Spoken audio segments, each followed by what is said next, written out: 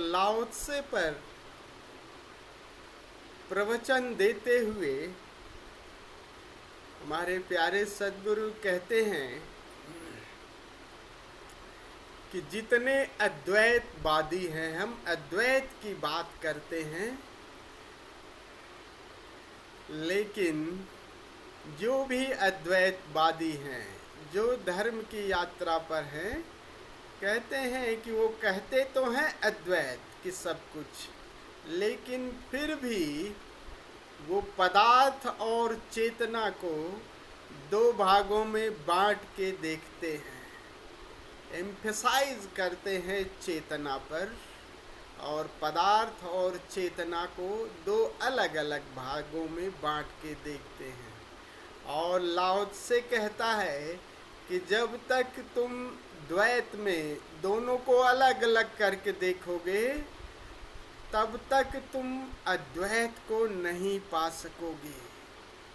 तो जितना सम्मान तुम चेतना का करते हो, उतना ही सम्मान तुम्हें इस आकार का भी, इस पदार्थ का भी सम्मान करना होगा। दोनों को आपको आत्मसात करना होगा, दोनों को स्वीकार करना होगा। अगर दोनों को, एक को ज़्यादा आपने सम्मान दिया तो अद्वैत कैसे फलित होगा? तुम कहीं न कहीं इस आकार से को नकार रहे हो। तो कह रहा है लाओ त्से कि दोनों जब एक साथ मिलते हैं तब वो अद्वैत फलित होता है। कह रहे हैं कि ये देह जो आकार है उसमें भी वो शून्य लहरा रहा है, वो चैतन्य उसमें एक एक कण में है, सब वही चैतन्य। और जो ये चेतन आकाश है, यही पदार्थ का सूक्ष्म रूप है। दोनों में कोई भिन्नता नहीं है। तो पत्नी के शरीर से प्रेम तो कर ही रहे हो, पति के शरीर से, लेकिन उसकी शून्यता से भी प्रेम, उसके विचारों भावों सबसे प्रेम, सबको स्वीकार। और इस परम स्वीकृत से ही एक सहजता और शून्यता घटित होती है। लेकिन एक मज़े की बात आप लोग, हम सबको खूब ये चीज़ समझ लेनी चाहिए कि ओशो कितने पर बोले, कृष्ण, बुद्ध, नानक, जितने संत हुए सब पे बोले हैं। और ज़रूरत क्या थी? अगर लाओ त्से सही थे तो ज़रूरत और सब कृष्ण को बोलने की क्या बात थी? बात कुल इतनी है कि हमें समसामयिक, जब ओशो से किसी ने पूछा कि आप जब लाओ त्से पे बोलते हैं तो ऐसा लगता है कि लाओ त्से से अब कोई अलग नहीं है, कोई बस इनकी ही बात सत्य है, और मीरा पे बोलते हैं तो मीरा ही सत्य है। और कभी जब फिर बोलते हैं पातंजल पे, बिल्कुल विरोधाभास है। कह रहे पातंजलि अच्छे लगते हैं तो हम माने किसकी, किसके साथ चले? कहे उसके लिए मैं हूँ ना, मेरी मानो। तो समसामयिक, कबीरदास जी कहते हैं साधु ऐसा चाहिए जैसा सूप स्वभाव, सार सार को गही रहे, थोथा देत उड़ाए। जैसे जैसे धर्म और परिपक्व हुआ है, उसमें से जो कुछ एक्सट्रैक्ट है वो लिया गया है, और मैच्योरिटी आ गई है।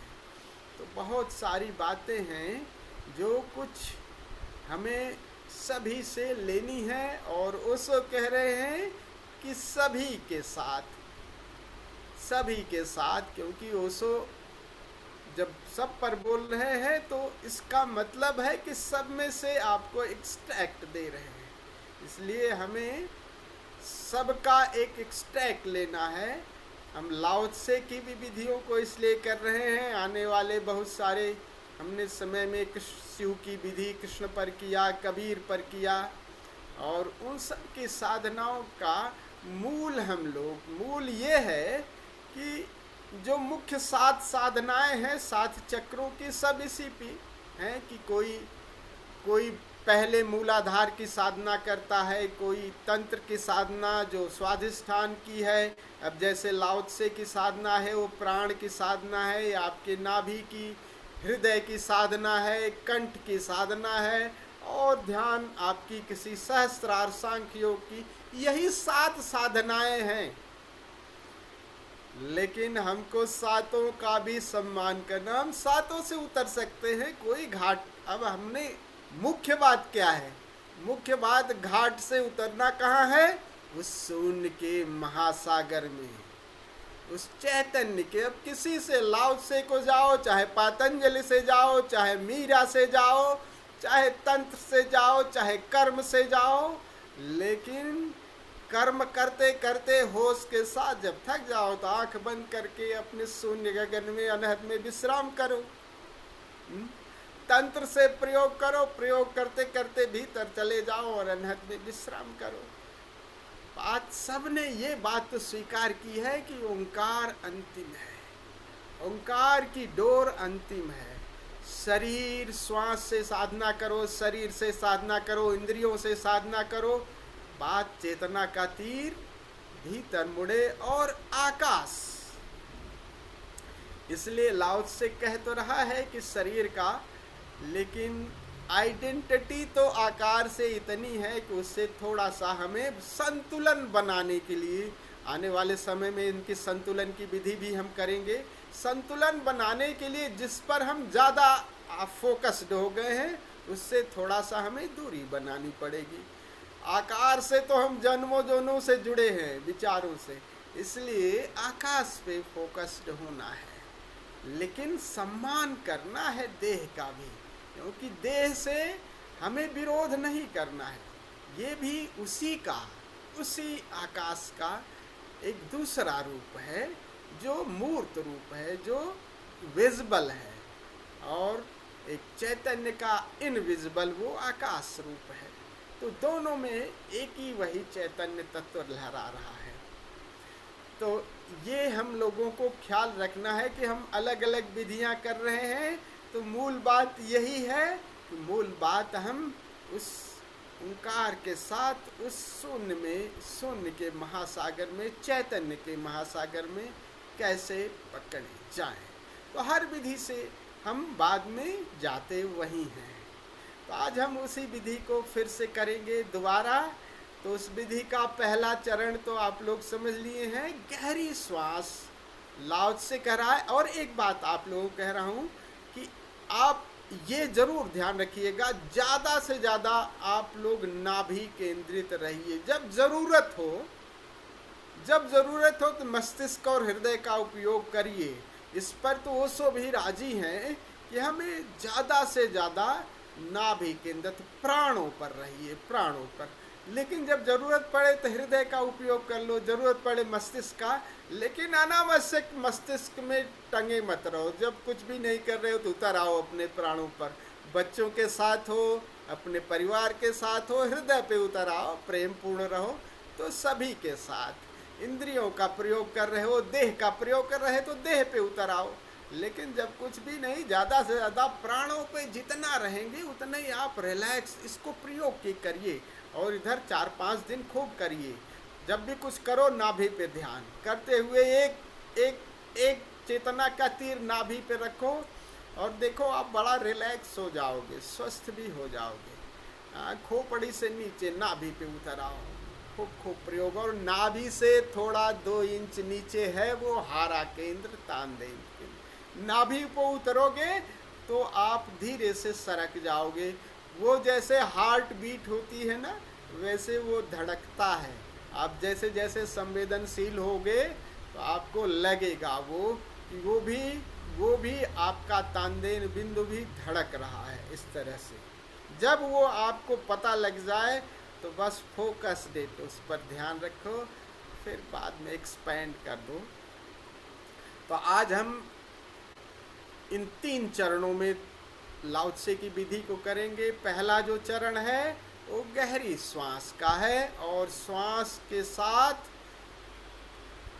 बिल्कुल फेफड़े और हृदय, ये ऊपर वाला पोर्शन को बिल्कुल शिथिल रखना है। पेट से गहरी श्वास लेनी है, लेकिन गहरी इतनी मत लीजिएगा कि तनाव हो, शरीर पे नहीं, सामान्य से थोड़ी गहरी लीजिए, ताकि आपको पेट ऊपर नीचे, नहीं तो ऐसा नहीं लगे कि आपको शरीर में तनाव हो रहा है। बस लगन गहरी श्वास, आपकी पेट तक जाती हुई श्वास का आपको पता लगे। और चाहे तो नाक से लीजिए, चाहे मुंह से, पहले चरण में, और फिर दूसरे चरण में आप नाक से लीजिएगा। तो पहला चरण है गहरी श्वास के साथ नाभि पर, नाभि से ठीक 2 इंच नीचे वो तानदेन जो बिंदु है, हारा बिंदु, वहाँ तक श्वास जा रही है, वहाँ से आ रही है। पहला चरण 5 मिनट का है। फिर इसके साथ श्वास गहरी रहेगी, इसी में एक और जोड़ देंगे कि श्वास को छोड़ने पर जोर रहेगा और लेने पे कम। लाओ से कहता है कि लेना तो बहुत है, हम सांस छोड़ दें, तो छोड़ने पर जोर रहेगा। 5 मिनट हम इस प्रयोग को करेंगे। श्वास को लेंगे, श्वास लेने की प्रक्रिया को अपने आप, और जब छोड़ना हुआ तो फोकस थोड़ी श्वास छोड़ दे पूरी।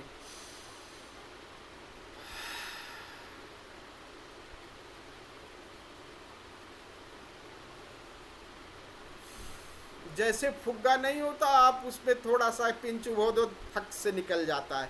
तो जब श्वास छोड़ रहे हैं तो फोकस थोड़ा सा ज़्यादा एक्सेल करिए। लेने की प्रक्रिया सहज धीरे धीरे आने दीजिए, लेकिन छोड़ने पर थोड़ा जोर दीजिए ताकि श्वास ज़्यादा बाहर चली जाए। फोकस। और तीसरा चरण है कि जब ये तीनों चरण पूर्ण हो तो एक लयबद्धता, आप जुड़ जाओ, आप श्वास ही हो जाओ, श्वास और आप में कोई अलग नहीं। तो श्वास जब बाहर जाती है तो श्वास के साथ आप बाहर चले जाओ, और श्वास भीतर आती है तो श्वास के साथ ऐसा भाव करो कि हम भीतर आ रहे हैं। श्वास के साथ आपका जीवन की डोर बंध जाए। तो श्वास से बाहर, श्वास से भीतर, ये 3 चरण। जैसे ही अगर ये तीसरा चरण आपने किया तो आपको लगेगा कि श्वास के साथ बाहर जा रहे हैं, श्वास के साथ भीतर जा रहे हैं, क्योंकि श्वास कहीं ऐसा नहीं टूटती नहीं, ऐसा नहीं है कि ये कहोगे कि ये बाहर चली गई। जब आप श्वास बाहर जा रही है तो उसका अंतिम सिरा भीतर वाली श्वास के साथ जुड़ा हुआ है, तो ऐसा नहीं है। और जब श्वास आप भीतर ले रहे हो तो बाहर के अस्तित्व से जुड़े हुए हो, एक अद्वैत आपको लगेगा। हाँ, तो श्वास फिर आप रोए रोए से श्वास ले रहे हो, केवल नाक ही नहीं, और सत्य भी है, रोआ रोआ से आपका जीवन सदैव ये विराट से जुड़ा हुआ है, आप अलग थलग नहीं हो।